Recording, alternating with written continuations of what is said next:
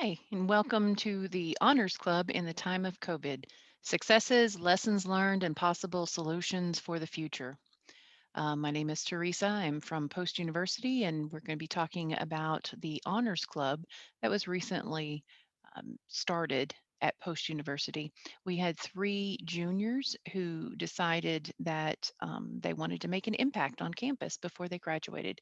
They wanted to get together with other honors program members or program students and also their friends who were outside the honors program and socialize and promote community service and get ready for conferences and things like that. So they decided to start an honors club and they went through the Student Government Association and got the honors club recognized.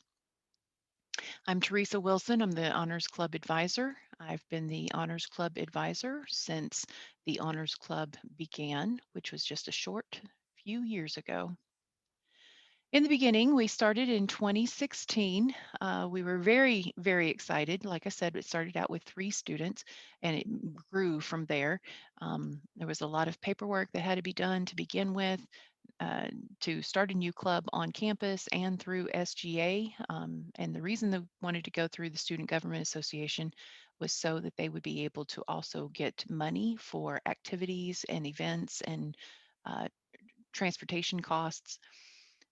So they went through SGA and became an official club on campus. They were very involved. We had probably 20 active members, which was really good for a very first time, new beginning club. They also received the SGA New Club of the Year award.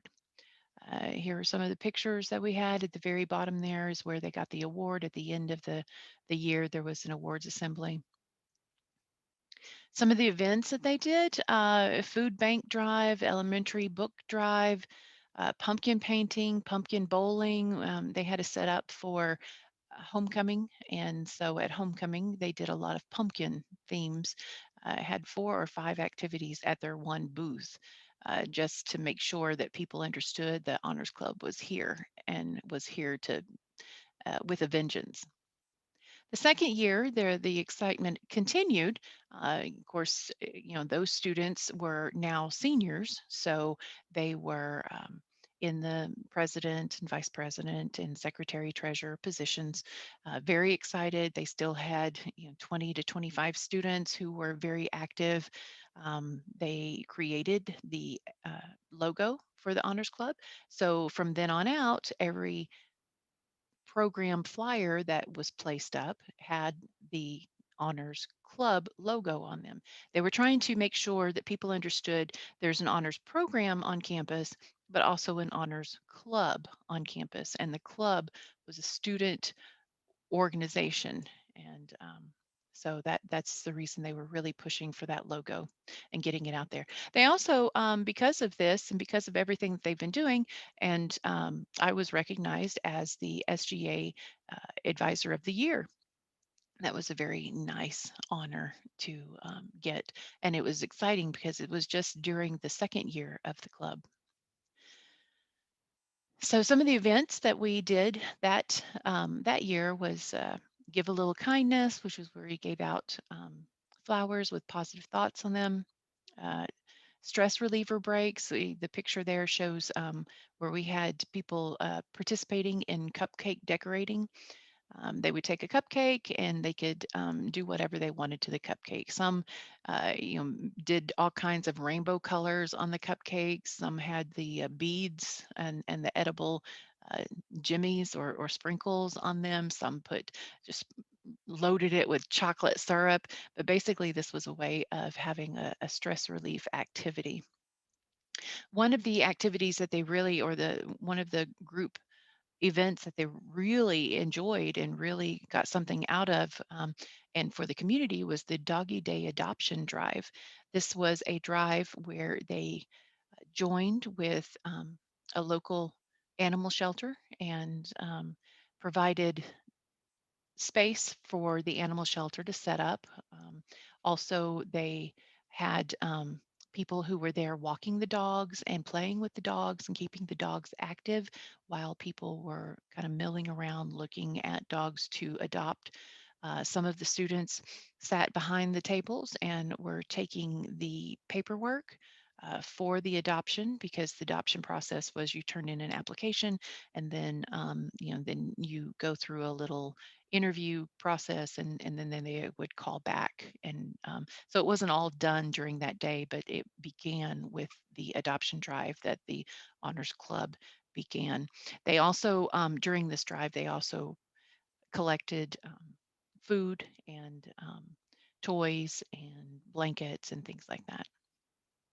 So during the third year, those founders, the three students who really pushed everything, they graduated. So did some of their friends, and so we had some students who stepped up and got involved. It was a smaller number of active members, but we did still have a very core group of active members. The president was a very was a new president, but also a very busy president. This president had a lot of other things going on her plate, and she also brought a lot of new ideas. Um, Previously, the three founding members had always shared ideas, and when they went out um, to eat lunch or whatever, they would end up talking about the club, and they had all kinds of group chats and stuff. And so they were constantly thinking of different ideas and bouncing ideas off of each other. This was a new president, and this new president came up with ideas, but didn't quite share those ideas in the group chats and stuff. She would just bring them to the meetings, and the meetings, it was discussed at the meeting, and so the members were able um, to talk about and to brainstorm during that. This year was also where SGA created a club senator position, and that had an impact on our club as well, because student government created club senator position that was paid. And so this person would be a member of us, would be on our executive board, but would have some responsibilities with SGA.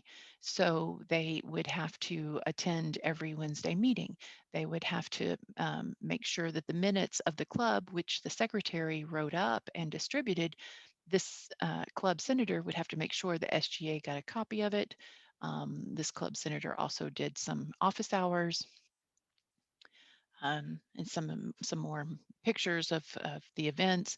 Um, really, we really enjoyed doing pumpkin painting whenever we have homecoming, because homecoming's usually around Halloween. So they do pumpkin painting, and they do pumpkin bowling, and pictures with pumpkins and things like that. Some of the events that they did throughout the year, cupcake decorating, of course, that seems to be something that always comes by. Food pantry volunteerism, that's usually around Thanksgiving. Breast cancer awareness, which was a walk down in two separate locations. We also started co-sponsoring with other clubs. So this year we co-sponsored CPR training with a club on campus. We co-sponsored a blood drive with another uh, group on campus, and that's the reason this president was so involved in so many other areas, that she said, well, why not co-sponsor with others, or collaborate with other groups, and let's get our name really out there and really involved. So the fourth year, it started out slowly because all those people graduated. And then this year, we started out with the president and secretary only. So we were missing a vice president position, we were missing the treasurer position, and we were missing that SGA club senator position. Um, we found out later that the president could also serve as the SGA club senator. So that made if the president was willing to do that, then the president actually got paid, because the SGA club senator position is a paid position. So she ended up getting paid per semester, had to do extra work outside of the president position, but it ended up being a good thing. And we had a smaller number of active members, but they were still very active on campus. SGA did make some changes to the events and what requirements each club had. So it was good that the president was involved with SGA as SGA club senator so that she was on top of what changes. And so the club would be um, aligned with SGA. Some of the activities there, some of the events, Special Olympics bowling, that was where the club took a group of students to help out with the Special Olympics bowling. We didn't sponsor it. We didn't run the thing. We were a part of the volunteerism. Um, and that was pushed out to the honors program in general. So we also had people who were not part of the club come to that event for volunteer hours. Breast cancer awareness, a couple of walks again, they could go and do the walks. You saw previously a breast cancer awareness basket. It was placed in the library and people could come and get items from that. Food pantry volunteerism, domestic abuse supply drive. That's usually a big push for both semesters. Um, it's a very needed thing. Sometimes they focus on specific supplies that are needed, and sometimes it's just in general. Um, Many times they'll do like a sock drive because that's what is needed, most needed in homeless shelters. This year, we also did a school supply drive for the local Boys and Girls Club, and that is something that the club actually did in conjunction with Post University in general, so that it became a huge event. Again, this year they sponsored movie nights, which was Post University um, in general, wide, and they also co-sponsored blood drives and co-sponsored a couple of other events collaborating with other clubs. But then COVID happened. So March 2020, the campus went online, which meant our students went home, and the club just kind of said, "Okay, what are we going to do?" The students were feeling uncertain. What does that mean that we need to do? How do we help keep our club members active and social and connected? We had seniors that needed to finish their volunteer hours in order to graduate with honors program distinction at Post University. You have to complete 40 hours of volunteer service or community service. And as an honors club, one of their goals was to make sure to provide some of these opportunities. Well, now we're all online. So how do you do that? And then Student Government Association struggled to finish the semester. So they were struggling with their elections. They were struggling with the events, because they usually put on these huge events and now we're all online. How do you make that happen? And we were all just kind of, shell shocked. So, what the Honors Club tried to do right after that, we went to Zoom meetings. Some of our Zoom meetings were business meetings. We did leadership business meetings where it was just the executive board of the Honors Club, and then we had Honors Club in general meetings, um, and those were on Zoom. Um, we also focused on when we get back to campus. So, everyone assumed this was March through May. So everyone assumed that we'd be back on campus in the fall. So the exec board, they had planned to just kind of meet virtually throughout the summer, come up with ideas, and we would hit the ball, hit the ground running fall 2020. We did hold some email elections. The election was where I would send out the events, what what events we had done previously. I would send out the um, positions that were available. And then, along with all of that information, it was asked if you're interested in running for a position to send that information back to me, send a picture back to me, and then a short statement of who you are and why you want the position.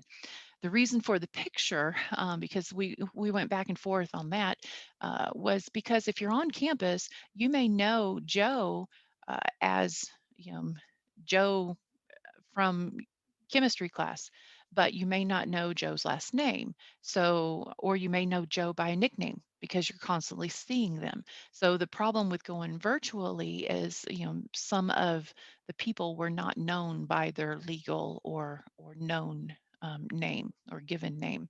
So we asked for pictures. Um, Everyone was fine with that. It was just that in the beginning when we first started thinking about that, people started questioning, okay, is this legal? Is this, because when you're going for job interviews, you don't give out pictures. So what, are we okay?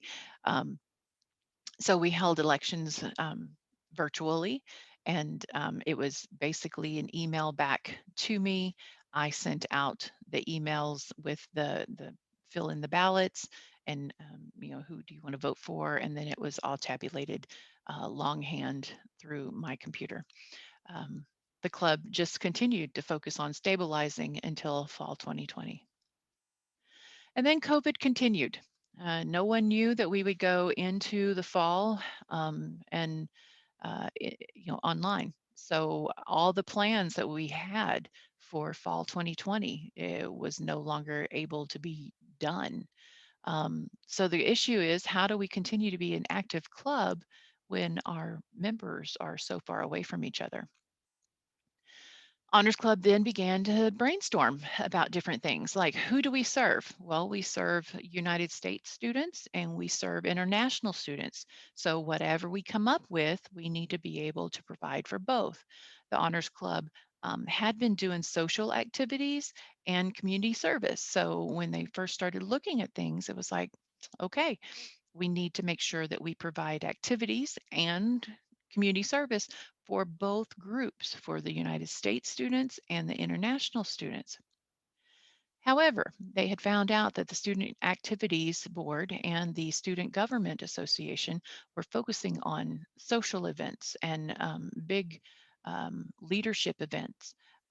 So there was really no need for the Honors Club to focus on those. The Honors Club decided to focus on community service opportunities for the honors program. Because again, honors program students needed volunteer hours in order to complete their requirements for the honors, um, graduating with honors program distinction. So the process was easy. Find the opportunity, email to the honors program students in general, and then follow up with paperwork. Yeah, finding the opportunity was difficult. When you put in volunteer online or community service online or virtual community service, you get a lot of opportunities. Some of those are hoaxes. Some of those are very um, intensive type programs that you have to go through and trainings and stuff. And so the process wasn't as easy as they thought.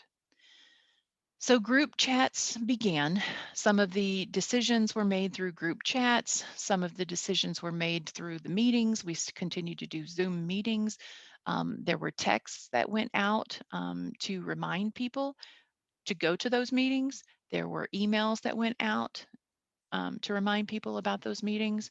A lot of information was just pushed back and forth between the students trying to figure out what type of community events, community service events needed to happen. We ended up being very lucky because Post University had a virtual campus with avatars and different rooms and things. The honors program actually has an office inside the library on this virtual campus. The Eagle's Nest is where the honors club could meet in a conference room there.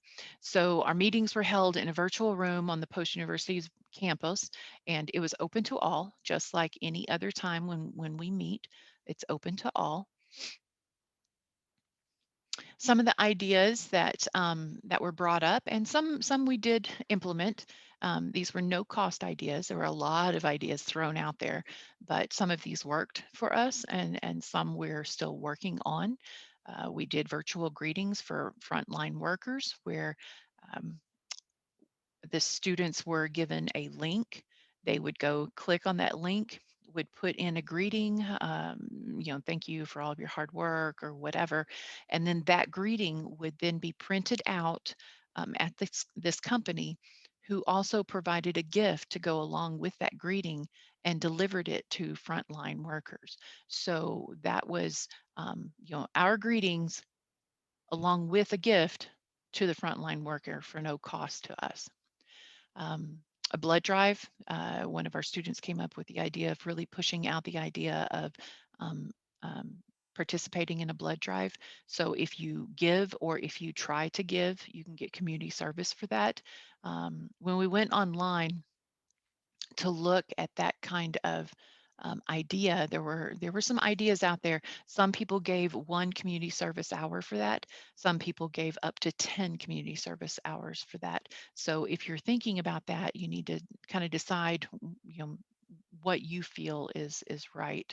Um, we came up with 5 hours for a blood donation because, of course, you've got to eat right or drink right before. You've got to plan it out. You're probably going to have to make an appointment in in the time of COVID.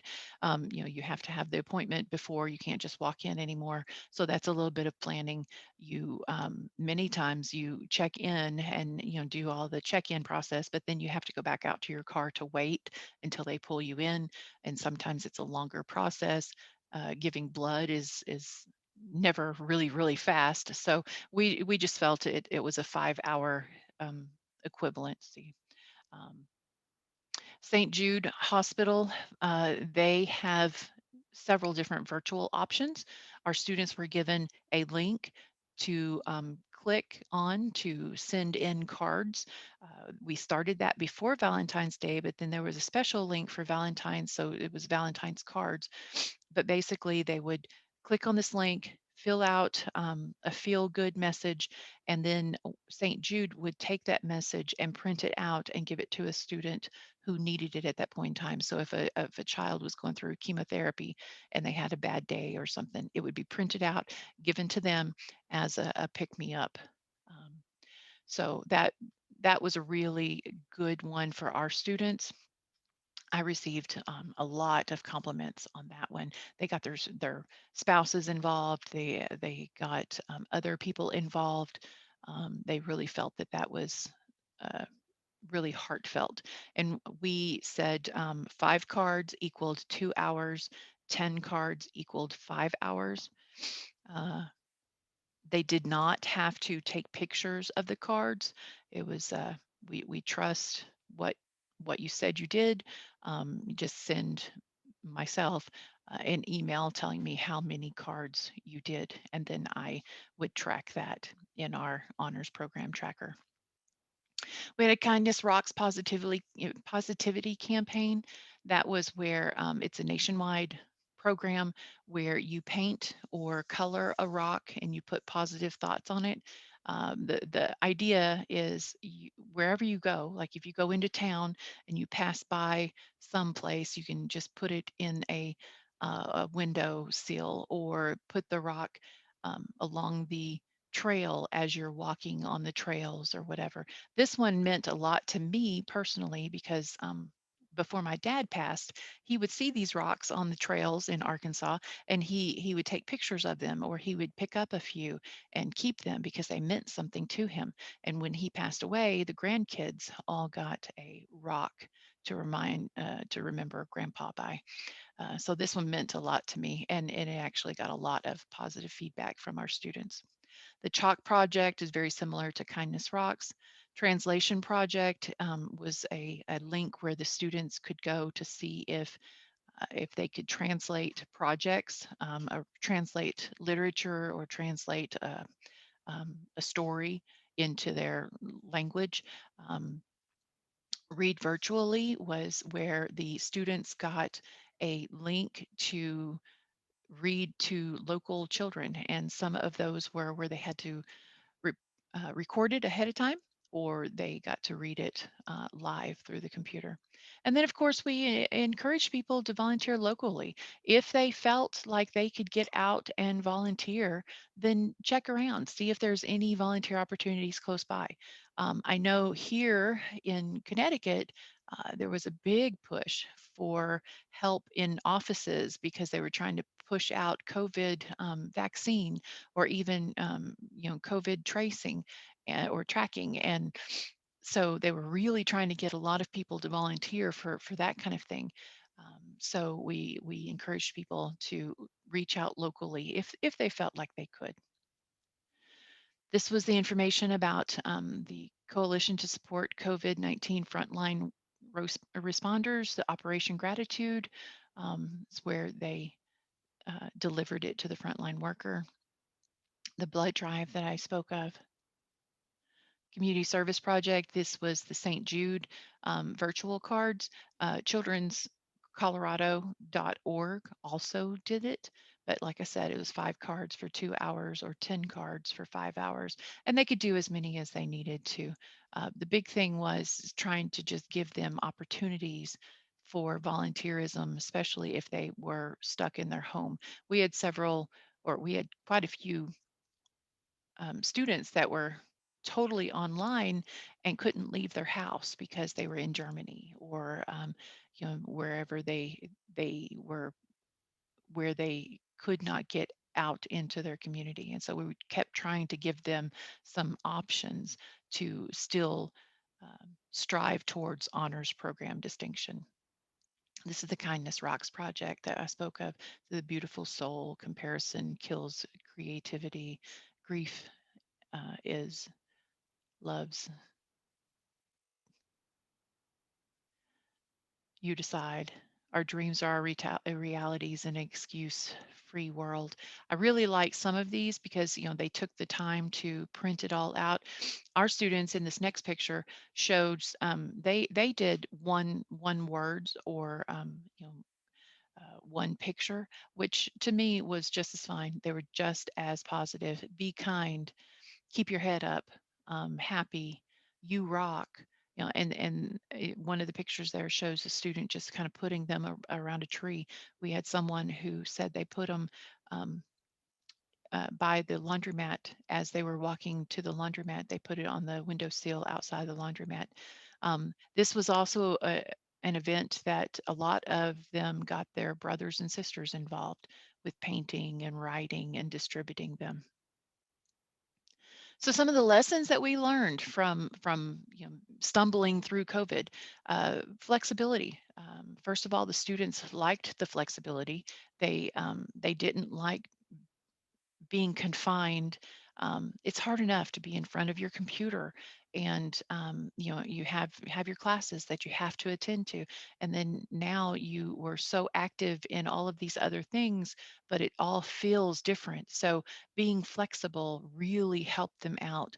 They loved having choices. um, Being able to give them not just 1 or 2 volunteer opportunities, but we gave them volunteer opportunities on top of opportunities, and they could choose and decide what they wanted to do. If they felt like they could give blood, then that's fine. If they thought that they could try to give blood, that's fine. Some people do not like that. So, hey, that's fine too. That's a choice. So you can choose to do the rocks. If you felt that you couldn't paint the rocks, we encourage them just to wash the rocks off and then just use a Sharpie and write positive notes on that and use it as a natural rock color with the Sharpie positive thought on the rock. So we gave them the different choices, and that was good feedback from them. Um, we also encouraged the local and the web-based. That was very good for many people. They said, "Well, we didn't know that we could do that." So just the reminders. Also reminders through email, reminders through text messages. There were times that I met with students through video chat or whatever, and then I would say, okay, have you looked at some of the volunteer opportunities that we've put out there? And then we were able to talk about that. So just reminders throughout the semester about the different things that were available to them. And then they were so thankful for the volunteer opportunities. And like I said earlier, getting their families involved. Um, some of them actually decided that they were going to sit down and write cards to to the retirement homes or write cards to the troops across seas because you know they're here, they can do things, and and I just made sure they understood that honors program couldn't pay for the postage, but if that's something you want to do, if you're feeling heart led to do that, that's wonderful, and you can get volunteer hours for doing that kind of thing. Just let me know what you decide to do. So the next steps for the club, we need to identify more virtual volunteer opportunities. Like I said, there's so many out there, and it takes so much time to go through and make sure that they're actual legitimate opportunities, and to make sure that people don't have to pay for them or get into a long-term commitment for some of these opportunities. We also need to solidify the election process. We're looking at SurveyMonkey or a polling procedure instead of just email. Email was the way to do it short, in such a short notice, but we need to solidify the election process to make it um, easier for the students, but also easier on me tabulating. We need to increase members. It's hard right now because students have had enough screen time, and extracurricular activities is not something that they want to do on screen. We've heard from professors, it's hard to get the students to stay on camera, even in classes now.